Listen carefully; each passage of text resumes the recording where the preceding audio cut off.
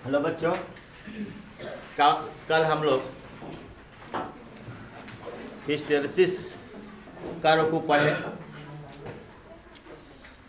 हमने उसमें एक लूप देखा। उस लूप में क्या हो रहा था? मैग्नेटाइजेशन, डीमैग्नेटाइजेशन, फिर अपोजिट डायरेक्शन में मैग्नेटाइजेशन, है ना, फिर डीमैग्नेटाइजेशन, यही देख रहे थे। फिर सेम डायरेक्शन में मैग्नेटाइजेशन ना। यहाँ पर कर्व में हमने देखा था कि 2 बार इंटेंसिटी ऑफ मैग्नेटाइजेशन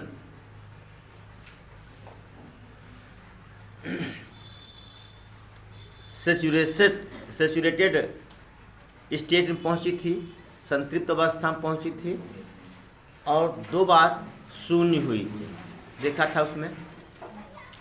उसमें हम लोग पढ़े retentivity, धारणशीलता,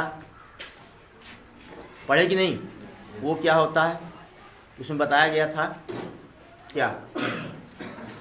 capacity of substance to retain its magnetic property is called retentivity, धारणशीलता पढ़े थे ना।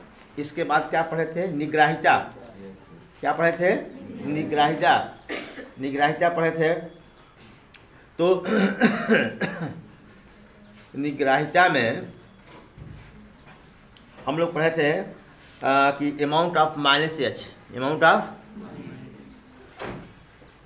To make I 0, to make I 0 is called coercivity. ये निग्राहिता को वो इंग्लिश, उसकी इंग्लिश थोड़ी टेढ़ी है भाई। कोरसिविटी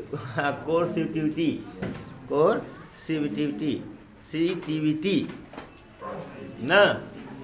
तो ये सब पढ़ चुके थे हम लोग, पढ़े थे ना। कायदे से पढ़े थे कि ये कैसे मैग्नेटाइज हो रहा है, कैसे डीमैग्नेटाइज हो रहा है, कैसे जीरो हो रहा है, सब पढ़े थे। तो बेटा ये निश्चित है कि जब आपके डाइपोल, आपके सब्सटेंस के एटॉमिक डाइपोल जब अपना डायरेक्शन चेंज करेंगे, तो कुछ वर्क करेंगे। एटॉमिक डाइपोल जब डायरेक्शन चेंज करेंगे तो वर्क करेंगे कि नहीं करेंगे? जो वर्क करेंगे तो एनर्जी लॉस होगी कि नहीं होगी? एनर्जी लॉस होगी ना। अब वो एनर्जी लॉस, वैसे जो बुक है, बुक में तो दिया है कि पदार्थ गर्म हो जाते हैं, और वह एनर्जी कहाँ चली जाती है? एटमॉस्फेयर में चली जाती है। और भी तरह के एनर्जी लॉसेज हैं, लेकिन जिसका जिक्र यहाँ पर नहीं किया गया है। तो यहाँ पर और एक बात बताऊँ आपको, अगर कोई प्रोसेस है जिस पाथ से जा रहा है, अगर उसी पाथ से लौट रहा है, तब एनर्जी कंजर्व रहती है, संरक्षित रहती है। ऊर्जा क्या रहती है? संरक्षित रहती है। अगर गया ऐसे, आया ऐसे, तब एनर्जी कंजर्व नहीं रहेगी, ऊर्जा संरक्षित नहीं रहेगी। तो आपने IS लूप को देखा कि इसका जो पाथ है वह व्युत्क्रमणीय प्रक्रम है, इरिवर्सिबल प्रोसेस है ना। तो एनर्जी के कंजर्व होने का कोई सवाल ही नहीं उठता, ठीक है। और जो IH लूप है, जो इसका एरिया है, IH लूप का जो एरिया है, वो क्या बताता है?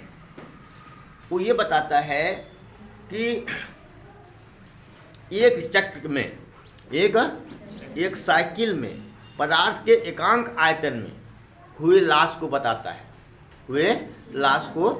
है, यानी एरिया जितनी अधिक होगी, हिस्टेरेसिस लॉस जो है उतना ही अधिक होगा, ठीक है ना। यहाँ पर लिखा गया है hysteresis loop is irreversible process, so energy can not be conserved. Hysteresis loop जो है वह व्युत्क्रमणीय प्रक्रम है, इसलिए ऊर्जा संरक्षित नहीं रह सकती। Some energy goes in atmosphere in each cycle, 2 बार लिख दिया ना। उस ऊर्जा वायुमंडल में जो है, प्रत्येक चक्र में उस ऊर्जा वायुमंडल में चली जाती है। ठीक है। फिर यहाँ पर लिखा गया है कि area of IS loop, IS loop, या आप इसको ऐसे भी कर सकते हैं कि एरिया ऑफ हिस्टेरिक लूप। क्या?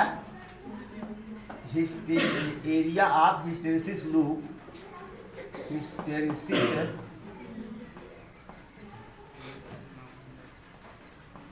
area hysteresis loop is proportional to the energy waste per unit volume of material in each cycle. This is called hysteresis loss. बताया गया कि प्रत्येक चक्र में पदार्थ के एकांक आयतन में ना होने वाला लॉस वह एरिया ऑफ हिस्टेरेसिस लूप के क्या है? अनुक्रमानुपाती है। या ऐसे भी कर सकते हैं कि हिस्टेरेसिस लूप यानी शैथिल्य लूप का क्षेत्रफल, शैथिल्य लूप का क्षेत्रफल प्रत्येक चक्र में पदार्थ के एकांक आयतन में होने वाले ऊर्जा हानि के अनुक्रमानुपाती होता है। ओके, समझ में आया? इसको note it please. Right difference between magnetic property of soft iron and steel. Soft iron नरम लोहे और स्टील के चुंबकीय गुण में अंतर। तो दोनों का हिस्टेरेसिस लूप यहाँ हमने बना दिया है। ये सॉफ्ट आयरन का है, ये स्टील का है। यहाँ हम ये देखेंगे कि जो रिटेंटिविटी है इसकी सॉफ्ट आयरन, ये OB, ये स्टील की रिटेंटिविटी से अधिक है, थोड़ा सा। क्या?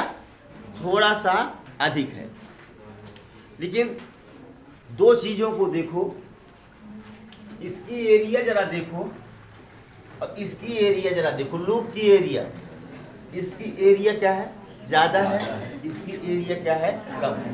इसका मतलब कि इसको, स्टील को डीमैग्नेटाइज करने में ज्यादा एनर्जी लॉस करनी पड़ेगी। ध्यान दो, स्टील को डीमैग्नेटाइज करने में ज्यादा एनर्जी खर्च करना पड़ेगा और उस आयरन को डीमैग्नेटाइज करने में कम एनर्जी खर्च करना पड़ेगा। आई बात समझ में? और दूसरा देखो, इसका जो कोर्सिविटी निग्राहिता क्या? निग्राहिता है ये OC। ये क्या है? OC dash. क्या है ये? OC dash. OC dash is greater then OC ना। इसका मतलब ये है, इसको डीमैग्नेटाइज करने के लिए अमाउंट ऑफ H ज्यादा लगेगा, इसको डीमैग्नेटाइज करने के लिए अमाउंट ऑफ H क्या होगा? कम होगा। देख रहे हैं ना? इसको डीमैग्नेटाइज करने के लिए अमाउंट ऑफ H क्या होगा? ज्यादा, अपोजिट डायरेक्शन में। और इसको डीमैग्नेटाइज करने के लिए अमाउंट ऑफ H क्या होगा? कम होगा ना। तो इसका मतलब ये हुआ कि इसकी निग्राहिता क्या है? उसकी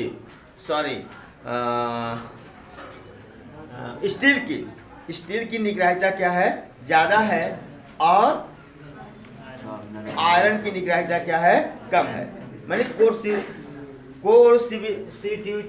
कोर्सिविटी of steel is greater than the soft iron and area of loop of steel is greater than soft iron. इन दो फैक्टर के कारण, ठीक है, इसका जो रिटेंटिविटी ज्यादा है थोड़ा सा, लेकिन दो चीज के मामले में यह तगड़ा है।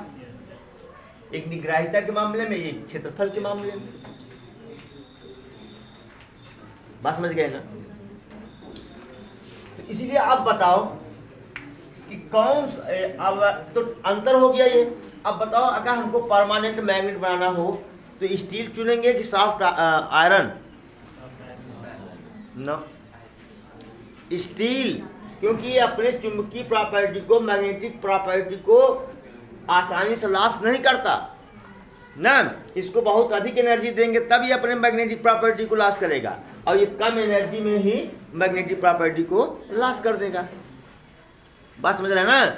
इसीलिए जो है स्टील जो है परमानेंट मैग्नेट बनाने के लिए स्टील क्या है, बेटर मटेरियल है in comparison to soft iron ना। यहाँ लिख दिया है रिटेंटिविटी ओबी ना, और soft iron is bit large, it bits large to steel but coercivity and area of loop of steel is greater than soft iron